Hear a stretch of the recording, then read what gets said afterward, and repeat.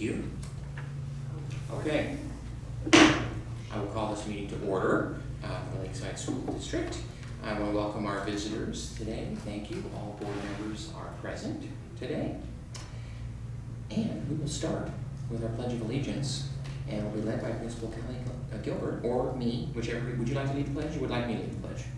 We can both do it. Let's go. Let's all stand and do the pledge. Right hand over your heart. Ready, begin.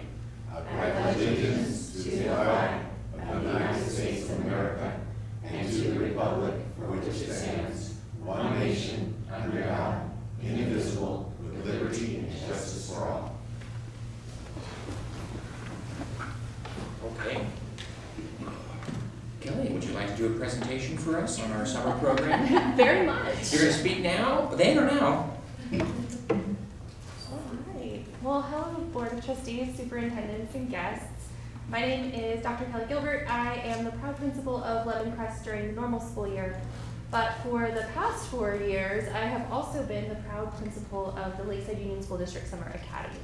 So I am happy to share with you a presentation reporting out all of the amazing work that our Lakeside team and students accomplished this summer. Give it a second. I'm going to send it positive vibes. Okay. I think that works. Don't say it out loud. So, before I get started, I just want to share how humbled and honored I am to actually be presenting this today. Every year I say that it's one of my favorite jobs in the district, and every year I continue to be blown away by what our educators and kids accomplish. And so before I even get started, I want to thank you so much for this opportunity, because it was amazing for our students and amazing for our faculty and staff. So thank you so much for that. One of my favorite things about Summer Academy is that we have teachers and classified staff from all across this district who don't know each other, who've never worked together a day in their lives, and they come together and in 3 days they build a brand new school. And so as you can see in our picture that's up here, we have all of our staff and classified staff and teachers who are here celebrating Summer Academy as one school. And this year was very different for us. So I like to say that Summer Academy, we're the pioneers. The very first year, we were the first ones to come back to school for COVID. So we had to figure out how to do the 6 feet distancing with kids. The second year, we pioneered implementing our 6 pillars of the student profile to bring back social emotional learning.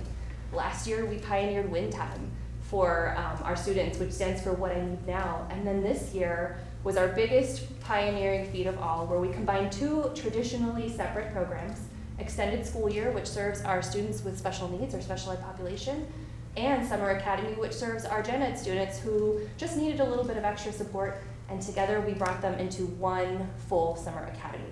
So I'm excited to share with you our adventure. As always, we like to say that Summer Academy stands for joy, engagement, and belonging, and these are the 3 pillars that really ring true in every single thing that we do in Summer Academy. And that comes through morning meetings every day, positive daily greetings, our house, and most importantly, inclusion. Inclusion of students, no matter who they are, no matter what they bring to the table, no matter what needs they have, everybody belongs at Summer Academy. And so, as always, we do this through our house system. So we have the 6 pillars of the LUSD student profile, which you guys can see is all across the room, and every house is associated with one of our Lakeside pillars, which is the outcomes that we would expect a Lakeside learner to have when they leave us, and they really focus on that. So we have our house of caring deeply, house of collaborating constructively, the house of thinking critically, house of learning continuously, house of communicating effectively, house of persevering relentlessly. Each house included a lower school, so kinder and first grade, a 2nd and 3rd grade team, an upper 4, 5, and 6, as well as an SDC team. So that included our students with mild to all the way to severe disabilities, all included in their houses. And they would get together within their house, have meetings, have learning experiences, and I'm going to share those with you in just a sec. So for academics, you can see that we do have houses. That's all the colors that you're seeing in the picture. Utilizing the resources that we have here in Lakeside, we have Imagine Learning, which is something that we've used continuously for several years now. We've used Heggerty, SIPS, lots of intervention programs for students that we're pioneering and trying to enhance as we use them. We also work towards IEP goals as well as social emotional goals for students, and students with IEP also had specific goals beyond literacy that they worked on. And you can see that that was something here that was pretty targeted. Some of you got to visit Summer Academy and watch all the exciting academics happening. We also continued the use of Legoland. Last year we made a pretty significant investment in Legos, and they're still shared with Dream Academy right now, where students get to engage in programming. So you can see up here they actually have color-coded code where they're making robots out of Legos and they're moving them. And they're working collaboratively on different challenges to do this. And the cool thing about Legoland is every single student was included in Legoland, whether they were a student that was gen ed, whether they were a student with disabilities. Everybody got to participate.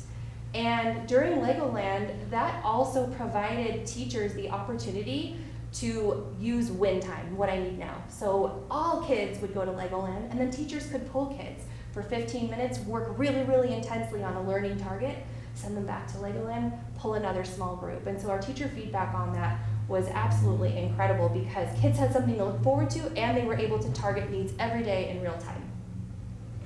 So as I mentioned, win time. During win time, it wasn't just for academics. We also had counseling, we had reading support for students, and then we had district interventions and behavior interventions. So depending on the level of need of the student, their needs were able to be really, really individually targeted during this time.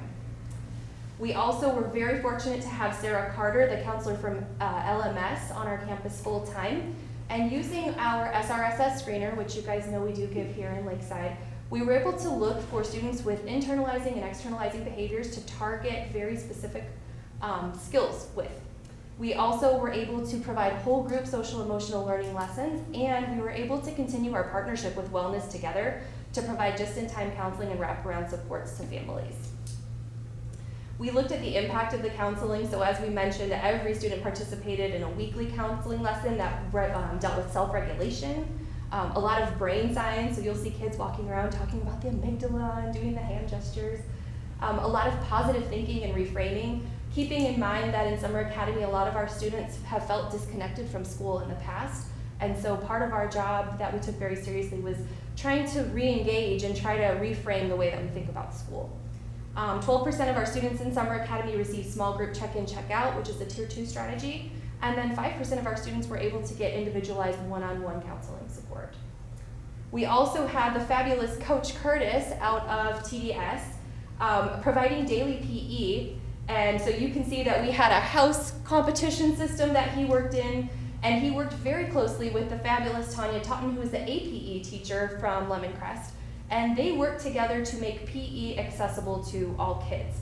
So 3 of the days of the week, they would be working in grade level teams, and then they would take those skill sets through very intentionally targeted physical education lessons, and then they would compete as a house. So we would have big kids really being successful in some of the strategies, but other ones you needed to be little, so our little ones had to be learners in house. And we also had very adaptive challenges where our students who were working on APE skills were able to earn points for their house too, and so it was very positive. More importantly than that, while the students were in PE, the teachers were in PLC. So this is something that our teachers spoke very, very highly of. And PLC stands for Professional Learning Communities. And during the PE time, whether it was facilitated by myself or our 3 amazing MTSS TOSAs, we were able to track student data every single day. And we were able to make tweaks and changes and put kids in so they could get what they need when they needed it. We were also able to problem solve and collaborate, and that time was very, very well spent by our teachers. So the impact of the PLCs, as I mentioned, the data shows, and I'm going to share with you a little bit of data. The data shows that our kids grew, but more importantly, it's the anecdotal data that the teachers shared that just how powerful PLC time every single day was. Some of the teachers said it's essential to what we do. There was so much positivity around the TOSAs, being able to get data when they needed. We've been working with EduClimber to visualize data, and so that was really helpful. And teachers also just appreciated the space to learn from colleagues. A lot of our special ed and gen ed teachers had commented that they really hadn't had the opportunity to deeply work together to talk about students in the past. And so the PLC time really afforded them the opportunity to cross-pollinate and learn from each other. Data Summit results, the coolest thing that we did is Data Summit. So the day after all of our kids finished Summer Academy, we came together as a staff to look at how did we do? Did we achieve our goals? Did we move the needle? 100% of our kids had access to the interventions provided in Lakeside. We had behavior specialists, counselors, intensive academics, and all of our kids had access to that. Also, we were very, very proud that 100% of our students in ESY experienced inclusion with gen ed students at some point. Some of our students that would be considered enrolled in RSP classes or some with mild to moderate disabilities were actually able to be included for the full day. And then they were able to be, because we had co-taught classrooms, they were able to be getting targeted instruction in small settings while still being included with their peers. And then our students with more significant disabilities were very strategically included during PE time so they could meet APE goals. Strategically included during morning meeting, closing circle, Legoland, and so it was very intentional. And then 100% of the teachers also engaged in intense professional development. So I do have Data Summit results. We used a variety of assessments to measure progress. Obviously, IEP goals are one of them, so our specialists do have data on that, but we also gave a summer map. So we do fall map, we do winter map, we do spring map, and we do summer map. Our initial look, and of course map has to aggregate, so we don't have like the full aggregating because it's doing the system update thing, but when we looked at it, and I do have it linked here, so when you guys decide to take a look at it, almost every single kid grew. Some of our biggest success stories were with our students that just hadn't been having success before that would be considered in the red zone. We had students growing an average of 20 to 30 points in just a 5-week amount of time. And that speaks to the power of collaboration among staff. That speaks to intentionality and just that space to try new things. And so I am super proud of that work. I think that we were able to fill in quite a few holes in learning, but more importantly, I think we were able to re-engage kids in loving school. And so once again, I just want to thank you so much for giving us the opportunity. The Summer Academy crew absolutely was thankful. And then we also want to give a special shout out to TDS kiddos. Their ASB were absolute rock stars in supporting students and taking on a leadership role since we were at their campus. So don't want to let them go under the radar. They were absolutely fabulous. So thank you so much for allowing me to share. Thank you. Any questions? Okay, excellent, thank you. Okay, we'll now move to trustee reports and comments. Starting with Trustee Bennett. Hi. First of all, thank you so much. I know you're very thankful for the opportunity, but I think I'm more thankful that you go through that summer program. It's very impactful, and we really appreciate you taking care of our kiddos during the summer. So, big shout out to you. Not a whole lot to share other than I hope everybody had a great summer. We're obviously looking forward to getting school started, and I think we have some great things happening this year. So, looking forward to the new school year.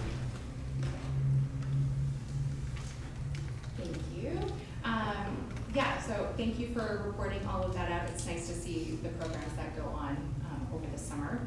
And I also, this week I attended the TDS open houses or back to school nights. I was virtual because I'm in the middle of my own school's launch, but it was really great to see Dr. Hardiman and staff and how hard they're working to line out to prepare for a successful year. And I know all the schools are gearing up. If they haven't done theirs yet, they're starting those.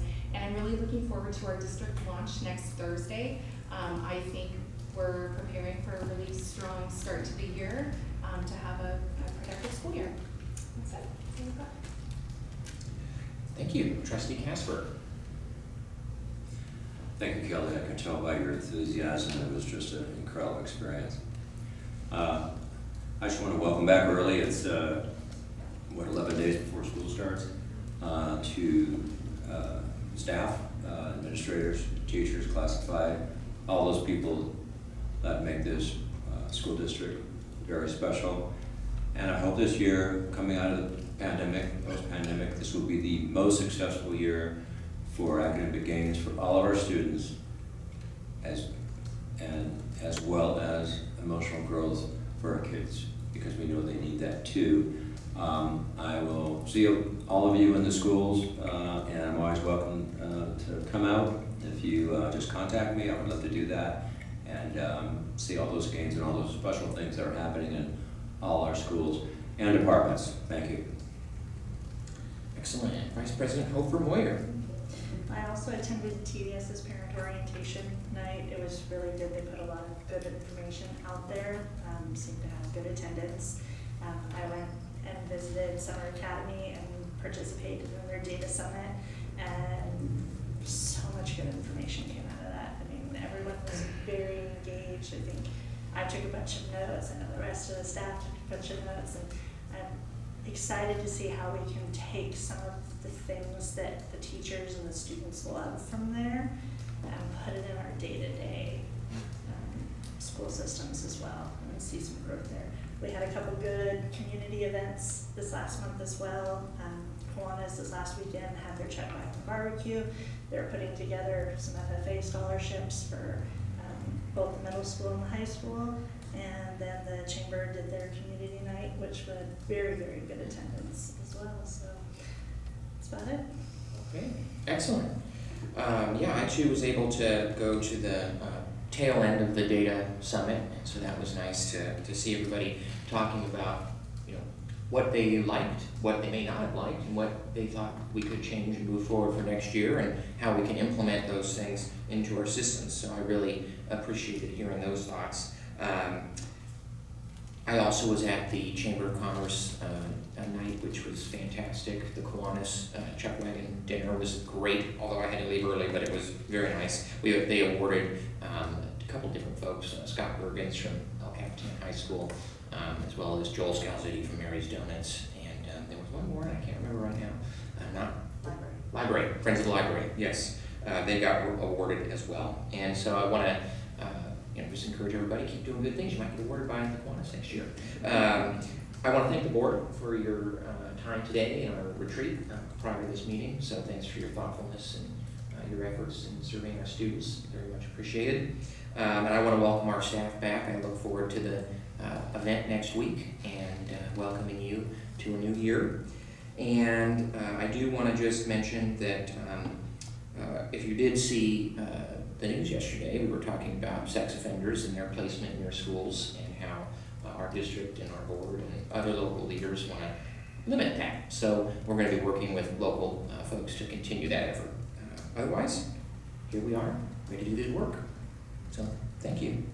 Okay, members of the public, do we have anyone here, Lisa? We do. Okay. Mark Anthony Hall. That's me. Come on up, sir. I want to say first off, good afternoon, President Hayes and distinguished board members, Superintendent Taylor. My name is Mark Anthony Hall. I'm the Executive Director of Manhood ABC, which stands for the Adolescent Behavior Challenge. I'm accompanied by Oscar Van Ways, our Director of Community Services. And basically, we've been on a 20 board tour. This is our 14th board meeting since June 16th. And let me say, first of all, I've Googled all of you all. I've met you vicariously through your website. And thank you, Dr. Taylor, for taking a moment, because I know a lot about you already. and let me say, the reason I'm saying that, I recognize you all's dedication to this community, how long you've been doing it, all the positions you all have held. So I stand before you respectfully so, just in awe. That report she just gave us just, that's fabulous. And so, but the reason we're in front of you right now, we work with boys with social and emotional learning deficits, learning loss, learning recovery, post-COVID anxiety. Our program was designed for 7th, 8th, 9th grade boys, but at many counselors urging, we were insisted that we go down to 3rd grade. And as we told them, you can't teach a 3rd grade manhood stuff. So we adapted our curriculum for our basic curriculum has 100 points in it. We have something called What All Boys Should Know, which is for 3rd through 6th grade boys. I always tell everybody that there was an epidemic before there was a pandemic. And the epidemic still exists, which is there's a lot of boys falling through the cracks. A lot of fabulous education is taking place, but there's a demographic of boys, whether the father's in the military and take off for a long period of time, incarceration, you name it, the dissolution of homes. And that's the boys we tend to work with. We do soft interventions, but the main thing is that we are a community-based organization, and we look to partner with school districts. That's why we come here. I was telling Dr. Taylor, we come here to listen, because every district has a unique personality. unique problem, unique situation that you all know intimately already. And let me just say, the boys are happy to see us. I said we're a community partner. We believe in the number one group is actually the home. Number two group is community. Number three is school. And I always say that people tend to ask too much of school. If the home fails, community fails, guess who gets it all? The teachers from sun up to sundown, breakfast, lunch, dinner, everything in between. So the community cannot fail. And I'm glad to hear what you said about the Kiwanis and the fire department, that the community is involved. We seek to be involved also with your district. I do have a packet for President Hayes and one for Dr. Taylor. I'd like to leave with you, like, if we actually look at it, look at our website. But we love what we do. They say when you find out what you love, it's not work anymore. I love waking up every morning. My favorite saying is I used to be a boy. My mother used to always say home training, home training, home training, like you would say Beetlejuice. If the home training is missing, can you imagine now you got a 13-year-old boy? He's bigger than me now. As we say back home, he's smelling himself a little bit. He's a little bigger than mama. Got a little muscle on him. Knows nothing about being a man, because no man is talking about being a man. We teach what is a good man. What does it mean to man up? How to live in a multicultural society, anger management. You name it, we talk about it, just to give them some tools, because without these tools, that demographic of boys, if they fall through the crack, they're going to join a gang, they'll get caught up in drugs, they'll be out in the street, they're going to be incarcerated, or they may even get killed. That's happening too much. So that's why we did this. Oscar and I both used to work for Boys to Men Mentoring, if you've ever heard of them. I was their director of community services, and that's what we do. We're in the community, and what we do is that we have a curriculum that we teach, but after we teach our curriculum, we come back to the community. We ask the men in this community to learn our curriculum to go to every school in the district. We usually start with a pilot program, 3 schools, but the goal is to get men from Lakeside to step back up as a community and go back into the schools. Thank you for your time. Again, hello everybody. Good to see you face to face. Thank you. Excellent. Thank you. Appreciate it. Thank you. Thank you. Thank you. All right. Now we'll move to our items of business. So we need to designate the consent agenda. So I will entertain a motion to designate items to the consent agenda. I move that we designate items to consent agenda. Is there a second? I'll second. Okay. Any discussion? All in favor? Aye. Okay. Now, is there anything we would like to pull? I would like to pull 4.7, letter Q, and 4.10. Any other items?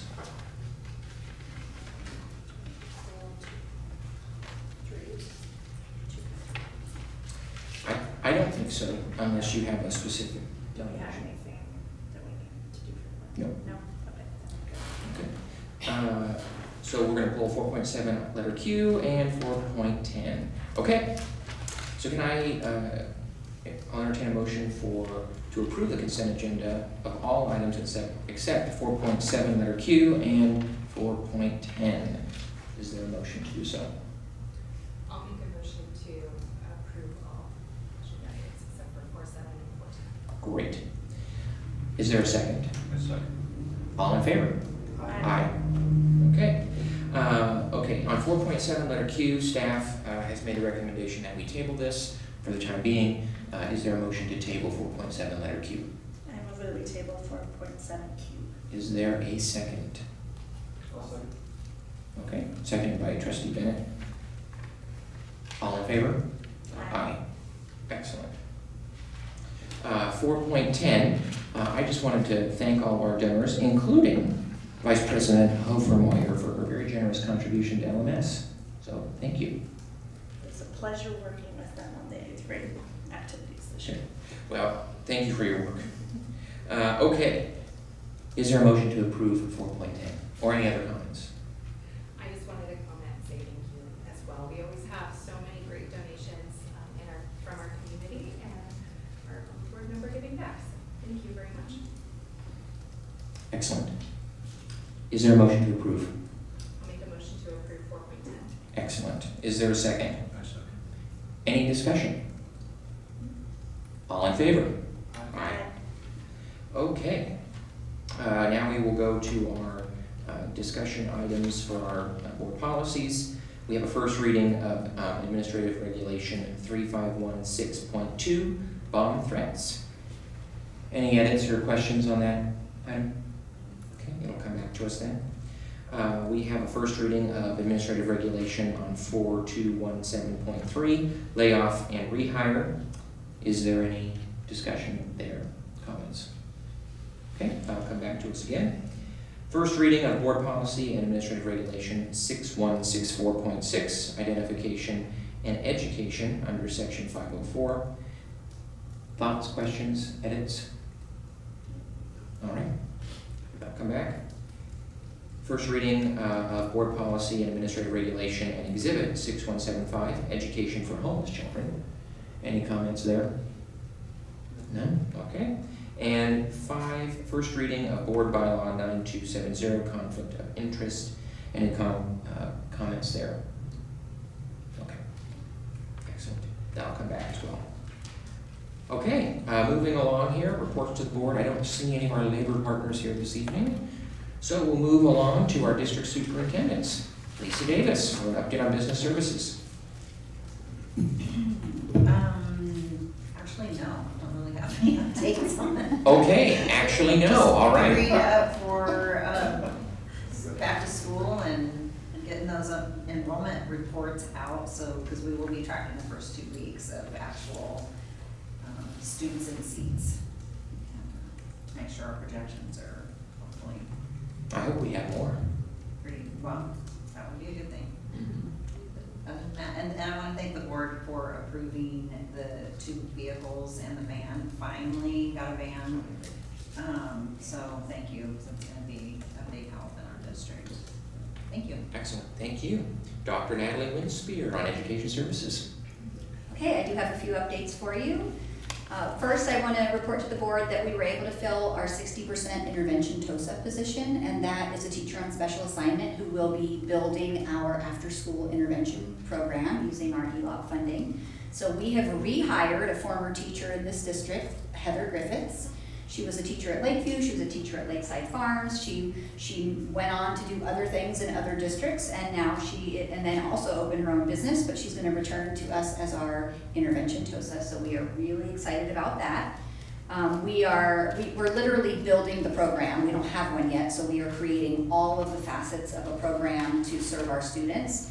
So we are shooting for right now to have our first intervention cycle after parent conferences in October. So that means we're going to be building a student referral system, a teacher application system, all of the things we would need to run an after-school intervention program, what curriculum we're going to use. So a lot of lifting we need to do between now and October. So that's our goal. Oops. Wow. Sorry, my thing advanced way too far. ESY and Summer Academy, I'm not going to say much about that because I think there's really nothing I can say to build off of what Kelly presented. It was amazing, and as always, Kelly always manages to add something new and amazing to our summer program, and once again, she did it again. We are getting ready to welcome our teachers back on the 16th, as you know, and our professional development day is on the 17th. Most of our teachers on that day will be working on building our math frameworks and roadmaps with math transformations, but we have other teacher groups that don't teach math. So for example, middle school, PE, ELA, all of our other middle school teachers. So other teacher groups are going to be engaging in specific professional development and collaboration related to their subject area. One of the topics that we've been talking about quite a bit is additional professional development for our classified employees and trying to find opportunities to do that. We really only have one professional development day built into our calendar, which is in January. And so last year, if you recall, we did a lot of behavior training with our classified staff in the summer. This summer, we are also doing some additional professional development. Our special education aides have been invited to return a day early, which for them would be August 18th, the Friday before school starts. And we are going to give them a half a day of professional development, and then we're gonna give them the second half of the day to go to their site and work with their teacher. So their teacher can go over with them the needs of the students in the classroom that they will be serving, IEP goals, and anything they need to know to kick off Monday in a positive way. And then we also are creating or have created and will implement a system where one Wednesday a month, we're going to be offering professional development for our special education aides. And for both of these events that I'm talking about, we will pay them to attend. So they're gonna get paid if they come on Friday, August 18th. They'll get paid if they work after hours on Wednesdays once a month for professional development. And then for all classified staff, we're offering a youth mental health first aid training, and it's really just all about, our classified staff are on our school campuses, whether they're assigned to classrooms or they're at the front office or they're doing custodial work or maintenance work. We want everyone to be aware of the things they need to know in order to support youth mental health when they're on our school campuses in an appropriate way. Obviously, it's an awareness level training. And because we had our bus drivers here a couple of months ago talking about professional development, Patty reached out to Ginny in transportation, and they worked together to get every single bus driver enrolled in this training so that they also would have some of that PD that they've been asking for around student mental health and behavior. And then we are also inviting our moderate severe teachers back early on August 14th and 15th, and they will be working together on curriculum, teaching practices, and assessment in the non-severe classrooms. So 2 days of additional PD for our non-severe teachers.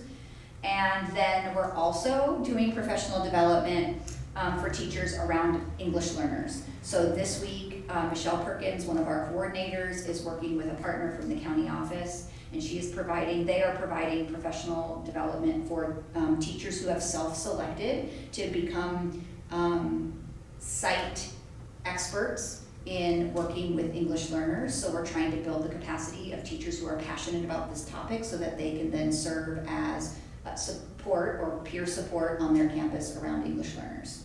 So we're gonna do a lot more, but we're starting there with the people that are really passionate about this topic, and they're coming in and getting some really deep PD and collaboration around supporting our English learners. And that's it for me. When is that PD for the classifieds at the 17th too? The youth mental health first aid? Yeah. I don't know if I can get that to you. I don't have the date here and I don't wanna give you the wrong date. I think it might be Friday, but I will find out. Okay. Thank you. Dr. Ron Taylor. Hello. I just want to thank the board for a really great retreat study session today. I love our conversations, and I love how thoughtful everybody is, and just really appreciate the guidance and direction, and the questions that you asked are real relevant to what we're doing. And so it's always nice to spend that time together and go through that.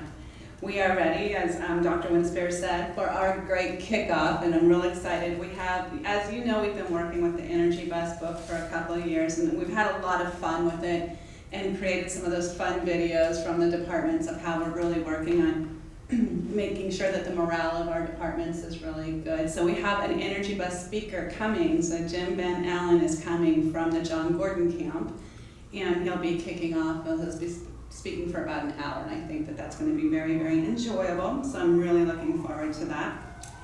And I want to congratulate Laura Hofer-Moyer on her award as the elected official of the year presented by the chamber. I'm sorry I missed that night, but I'm just so tickled that you got that. I think that that's great. So, thank you. As we're getting ready to start, there's always something so special about the start of the school year. Whether you're teaching or you're a principal or we're at this level, the district office, it's exciting, and it's that energized new feeling like, okay, we've got all of these expectations and we've worked so hard to put a plan in place. I want to thank my team. I want to thank Lisa Davis and Dr. Winspear and Dr. Christine Sinatra for all of the hard work the team has put into making sure that we're kicking off this school year, giving our students what they need, and providing professional development that is relevant and timely, and just wanting to have the best educational experience possible for our students. So thank you, team. I appreciate you immensely. And that's it for me. Okay. Excellent, thank you. Any other comments before us this evening? Okay, then we're going to proceed to closed session. Thank you all for having us. Thank you.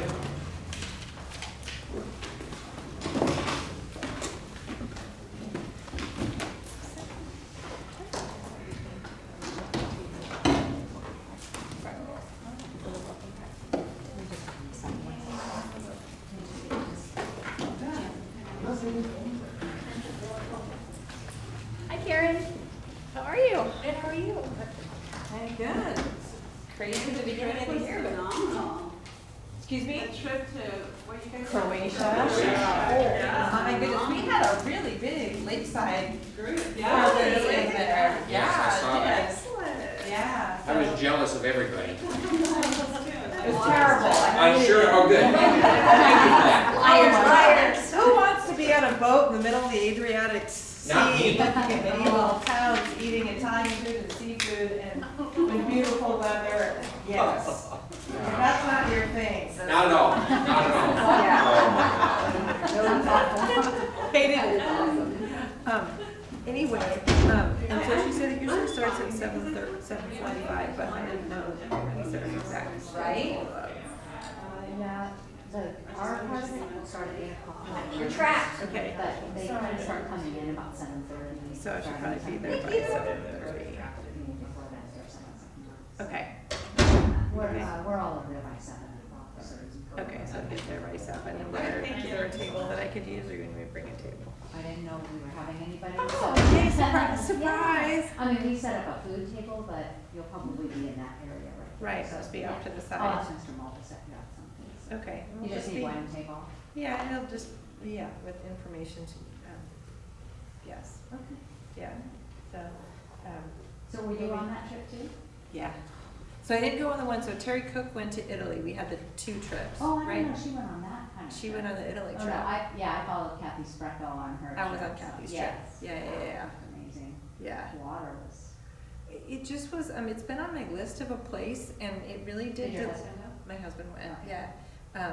It delivered in terms of, I mean, I love the interesting, different culture, seeing, right, not just a big city transplanted in a different place. And all of their buildings, they're all original. You know, this was, everywhere you look, this was built in the 15th, 16th century. This is the limestone or the cobblestone that they walked on. This is the storefront. This is the, you know, and they're repurposing them. But I'm not sure you've been at any of it. It reminded me a lot of it was built by the Venetians, so it did look very Italian. But every aisle and every place we went to, every alley, just, you know, like you take pictures on every alley, and they're all, you know, there's a cafe, and everybody's windows have little ferns and plants, and they're all Just like in the movies. like in the movies, and every one, and then at the end of it, you know, it's like, okay, I have 35 pictures that Look, you kind can't of even tell where. kind of look the same. I mean, Yeah. like, I know, and like, you know, you can't just come, here's another one. Yeah. But when you're walking, it is just, to me, like, I'm a real artsy person in terms of just, I like the overload of, it's beautiful, and the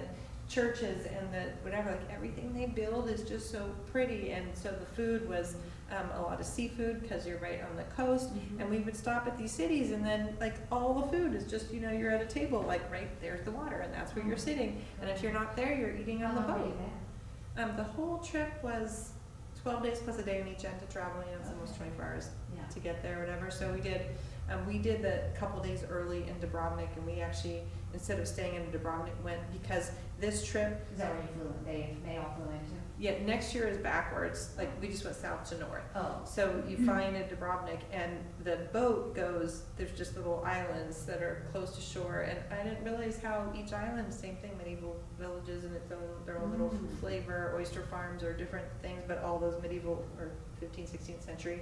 But we didn't go much inland, and so when we went early in Dubrovnik, you can go to Bosnia really easy. So we took a day trip into Bosnia and see these incredible waterfalls, and we saw another old town, but it's just very different. Interesting how, you know, when you cross the little border, how different Yeah. countries I are. mean, look at Haiti and Dominican Republic. I mean, Right? same island, completely different. And I've been to the Dominican Republic, and I've not been to Haiti, but No, yes. just no, yeah. You just know, yeah.